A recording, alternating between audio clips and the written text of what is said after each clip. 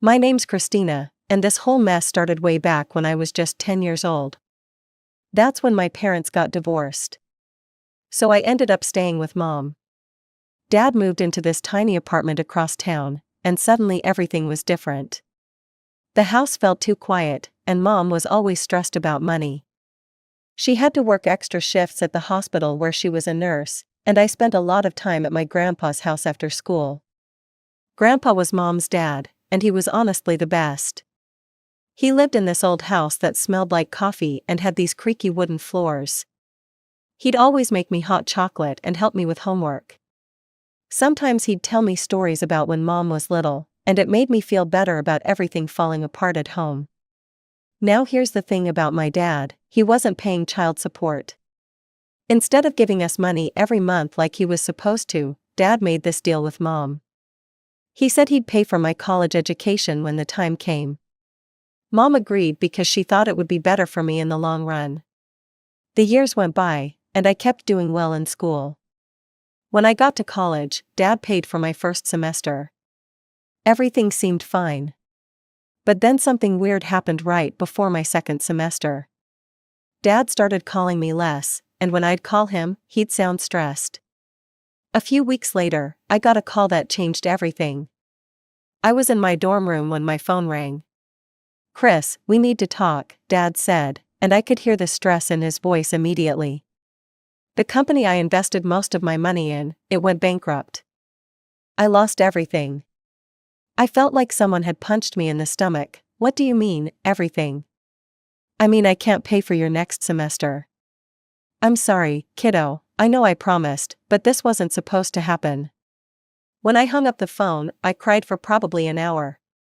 Then I called Mom. And she did what she always did, she figured it out. Mom took out loans and worked even more hours to pay for my education. She never once made me feel bad about it, even though I knew it was killing her financially. Dad kept in touch, but things were different now. The help never came, but honestly, I wasn't even that angry about it. I was disappointed, sure, but I still loved my dad. He wasn't a bad person, he was just unreliable. At least that's what I told myself. Then when I was 20, everything changed again. Grandpa died. A few days after the funeral, Mom and I sat down to go through Grandpa's will. He'd left Mom all his savings, plus all the antique furniture and dishes from the house. But the house itself? He left that to me. I didn't know what to do with a whole house. I was still in college, living in a dorm. The idea of owning property at 20 felt crazy. "Maybe I should just sell it," I said. "I could use the money for school, and you could pay off some of those loans." But Mom shook her head. "Don't rush into anything, Chris. Maybe after you graduate, you'll want to live there. It's a good house in a nice neighborhood. Just think about it for a while." So I agreed to think about it. The house just sat there empty while I finished my junior year. A few months later, I went to visit Dad. We met at his usual spot, some chain restaurant where the food was okay and nobody asked too many questions. He looked different somehow. Happier, maybe. "So how's school going?" he asked after we ordered. "It's fine, actually, I have some news. Grandpa died a few months ago." "Oh, I'm sorry, kiddo, I know you were close to him." "Yeah, well, he left me his house. I was thinking about selling it, but Mom thinks I should keep it." "Well, actually," Dad said, leaning forward, "this is perfect timing. I've been meaning to tell you something. I've been dating someone for about a year now. Her name's Linda, and things are getting serious. We're actually talking about getting married." I was surprised but happy for him. "That's wonderful. The thing is, we have a problem. My apartment is tiny, and Linda has a 16-year-old son. The place just isn't big enough for all of us, and Linda's current living situation isn't working out either." I could see where this was going, but I let him continue. "I was wondering, since you won't be living in that house for another 2 years while you finish school, maybe we could stay there temporarily? Just until we get back on our feet and can buy our own place. We'd take care of the house, make sure everything's maintained."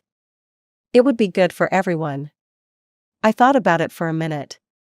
It did make sense, the house was just sitting empty, and Dad seemed like he was finally getting his life together. I guess that could work, I said. But when I graduate and come back home, you'll move out right away, right? Absolutely, Dad said quickly. The second you're ready to move in, we'll be out, I promise. That word, promise, made me hesitate for a second. But he seemed sincere. When I told Mom about the conversation, her reaction was immediate. Christina, you need to be very careful with your father. He's not a reliable person. Mom, come on, that was years ago, people can change. He's getting married again, starting fresh. I'm just saying, be careful, you know how he is with promises. So I decided to let Dad and his new family live in the house. A few weeks later, Dad called to tell me he'd gotten married to Linda. They moved into Grandpa's house, my house, and when I came home for winter break, Dad introduced me to my new stepmother. Linda seemed nice enough. She was probably in her early 40s, had blonde hair, and smiled a lot when she talked to me. Dad had set up a big room upstairs for me to use when I visited. It had been Grandpa's study, and it still smelled like his old books. It felt weird being a guest in what was technically my own house, but I figured it was temporary. Everything seemed to be working out fine.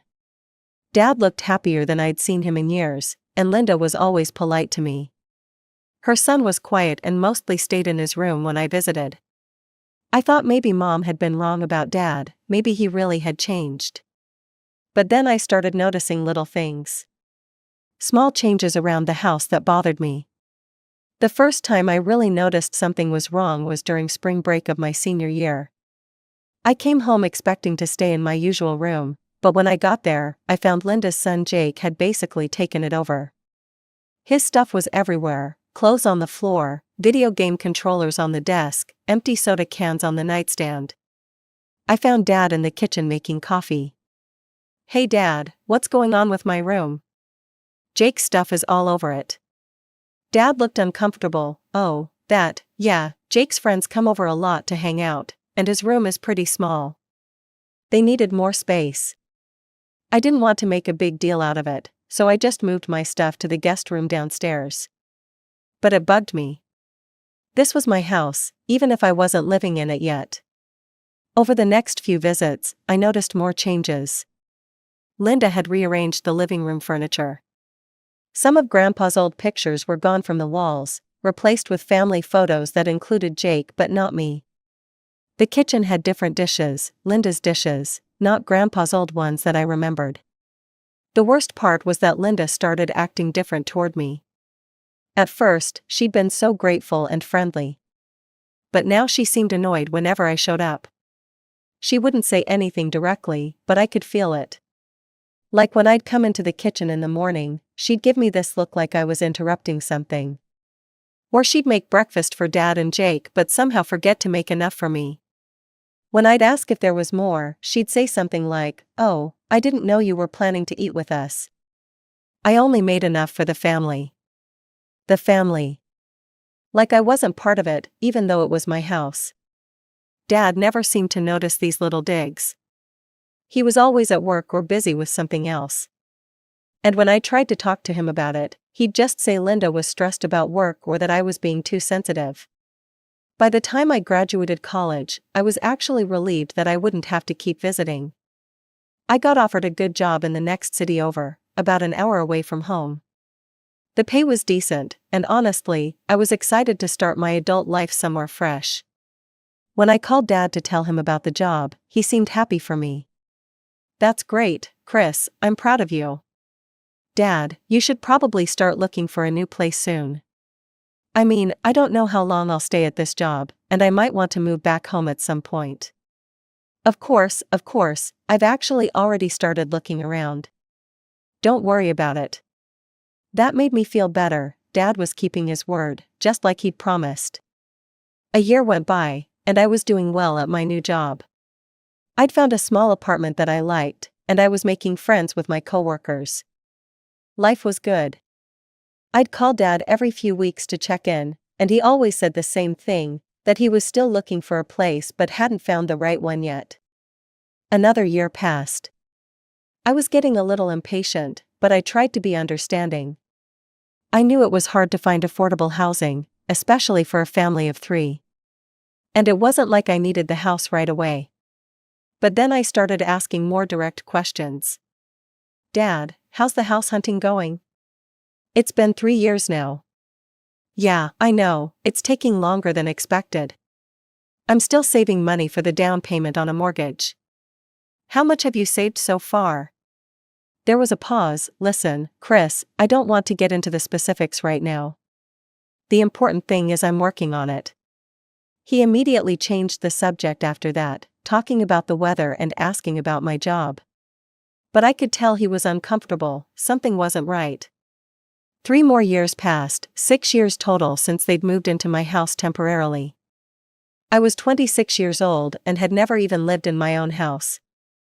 Every time I asked Dad about his progress, he had a new excuse. The market was too expensive.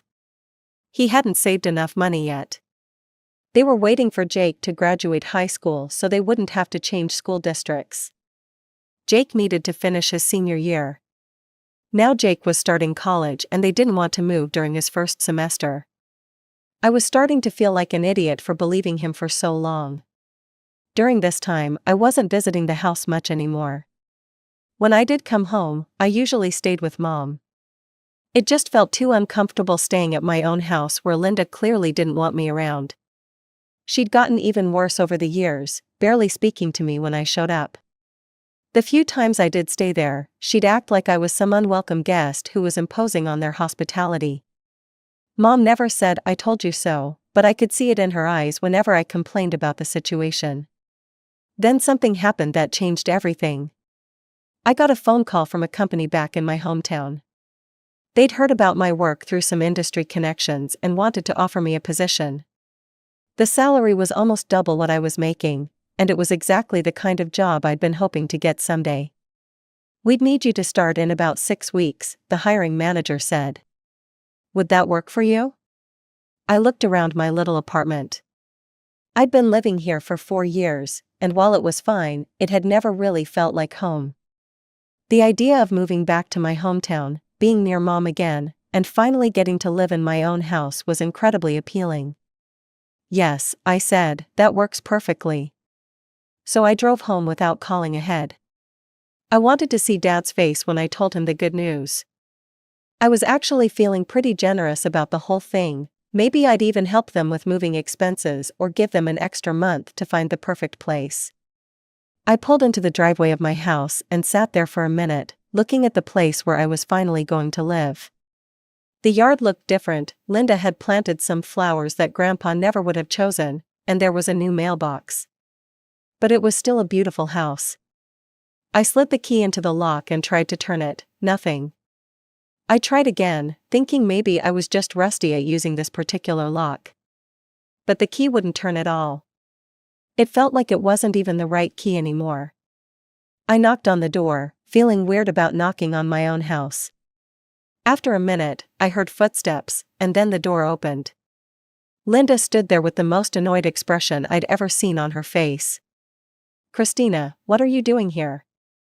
You almost broke our new lock." "I was trying to use my key, but it doesn't work anymore." "Of course it doesn't work. We changed all the locks in our house last month for security reasons. You should have warned us about your visit in advance." I opened my mouth to say that this was actually my house, but before I could get the words out, I heard Dad's panicked voice from behind her. "Chris? Hi kiddo, we weren't expecting you. Can I come in? I have something important to tell you." Dad quickly stepped forward and almost pushed Linda aside. Of course, let's go to the kitchen and talk." Linda looked confused by Dad's behavior, but she stepped back and let us pass. I could feel her watching us as Dad practically dragged me toward the kitchen. "So what brings you here?" Dad asked, his voice shaky as he closed the kitchen door behind us. "I got offered a job here in town. A really good job with great pay. I'm moving back home in a month." Dad's face went completely white. "A month? That's very sudden." Not really, Dad, you've had 6 years to find a place. It's time for you to move out, just like we agreed. Dad sat down heavily in a chair. Chris, listen, we need more time, a month isn't enough. The housing market is crazy right now, and we're still working on our finances. Maybe you could stay in a hotel for a while? Linda doesn't know about our arrangement, and she might not understand. Then tell her. It's complicated. Look, if you stay in a hotel, I'm sure it would work out better for everyone. Fine, if you pay for the hotel, I'll stay there. Dad's face fell. I don't have any extra money right now. Then I'm staying here. I walked out of the kitchen before he could argue anymore. Linda was in the living room, and she looked up when I came in. Are you leaving? She asked hopefully. Actually, no, I'm staying for a while. Linda's expression darkened, but she didn't say anything. Dad came out of the kitchen looking miserable, but he just nodded when Linda looked at him questioningly. The rest of the day was incredibly uncomfortable. Linda made lunch for herself and Dad, but didn't make any for me. When I asked if there was enough to share, she said, I only made enough for the family. The family, not including me, apparently. After lunch, Linda announced Jake and his fiancée will be coming home soon. His fiancée? I asked, what's she doing here? Linda's eyes flashed. No one asked your opinion about who we invite into our house. We'll have whoever we want here. She said it with such venom, like I was some unwelcome intruder. I looked at Dad, hoping he'd say something, but he just turned away and stared out the window. That evening, Jake came home with a young woman who looked about 19. Linda immediately started fussing over them, talking about wedding plans and asking about the girl's family. A few days passed, and Linda made it clear she wanted me gone. She'd turn the TV up loud when I was trying to read. She'd cook meals and not make enough for me. She'd have loud phone conversations about how some people didn't know when they weren't wanted. Then one morning, Jake's girlfriend was still there, and Linda knocked on my door. You need to move out of this room, Jake and his fiancée need it. I'm not moving out of my room. Yes, you are, this is your father's house, and as the woman of this house, I decide who stays where. I'm not leaving my room. Linda actually tried to grab my arm and pull me out of the doorway. You'll do what I tell you to do in my house. That's when Dad finally appeared. Linda, stop, let's not do this. He pulled Linda away, and she was furious. Why are you protecting her? She's disrupting our whole household. I just shook my head. So Jake and his girlfriend ended up squeezed into the small guest room, and they were obviously not happy about it. The girl kept complaining about how cramped it was, and Jake kept giving me dirty looks like this was all my fault. Linda stopped speaking to me entirely after that. She'd walk past me like I didn't exist, or she'd give me these looks that could kill. The tension in the house was so thick you could cut it with a knife. 3 days later, I woke up and the house was completely silent. Usually I could hear Linda moving around in the kitchen by 7 in the morning, but there was nothing. I went downstairs and found a note on the kitchen table.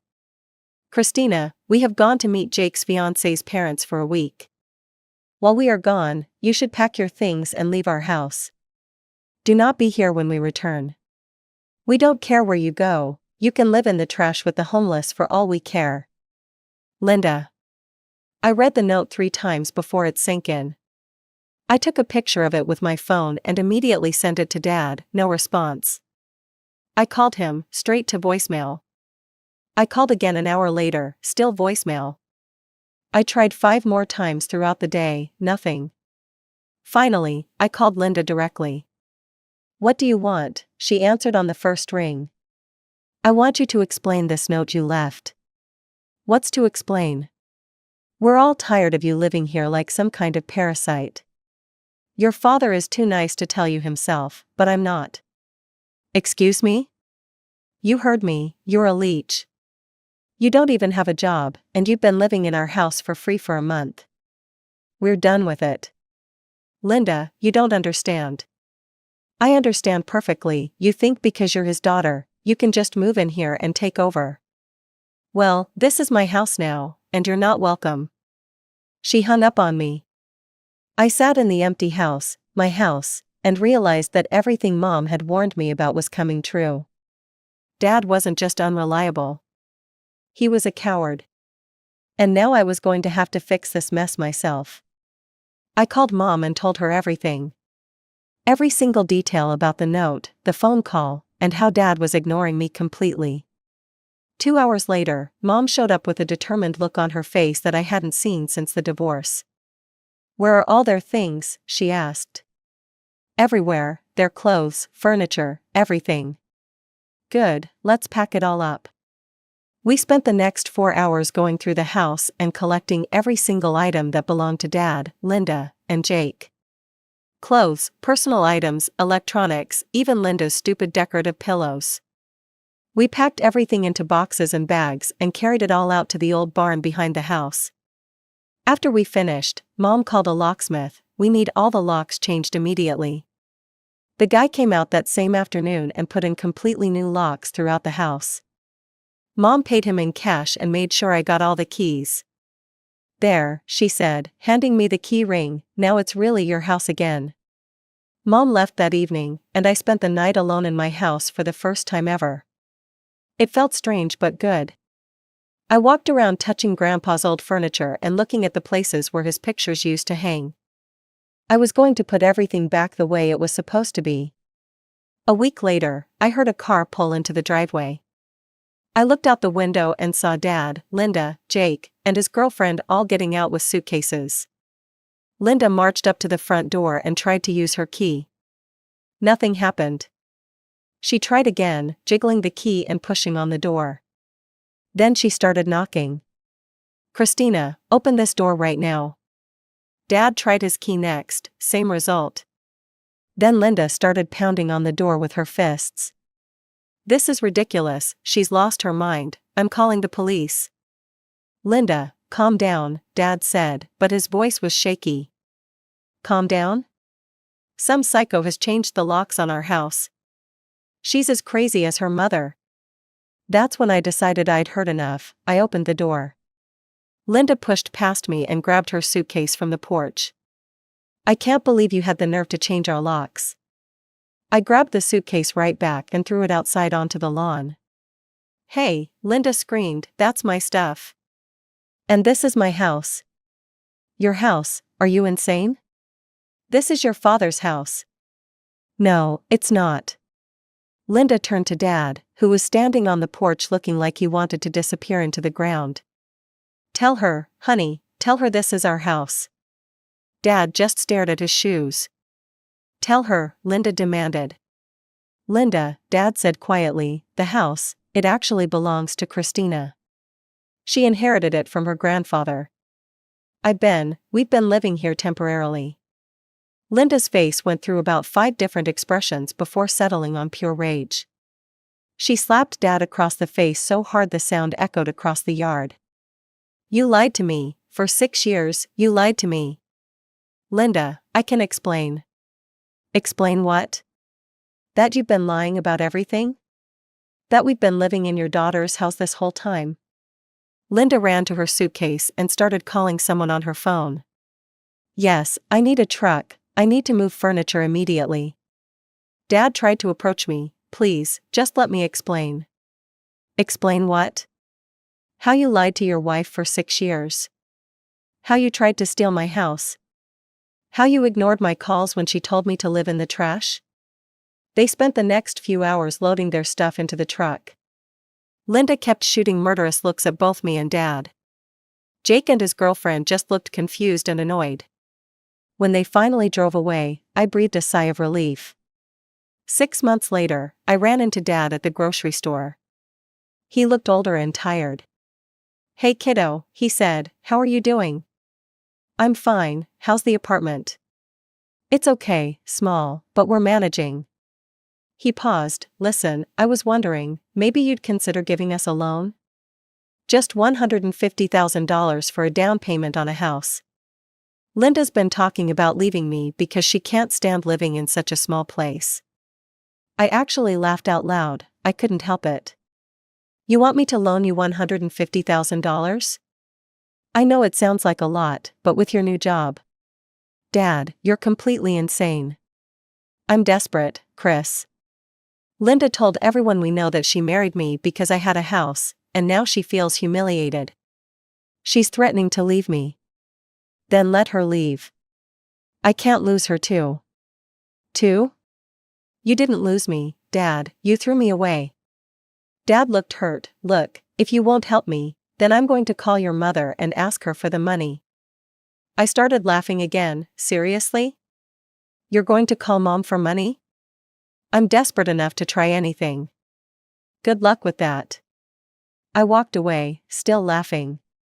The whole way to my car, I kept thinking about what Mom would say if Dad actually called her asking for money. The idea was so ridiculous that I couldn't stop laughing. When I got home to my house, I called Mom and told her about running into Dad. He asked you for $150,000, she said, after everything he put you through? Yep, and he said he might call you next.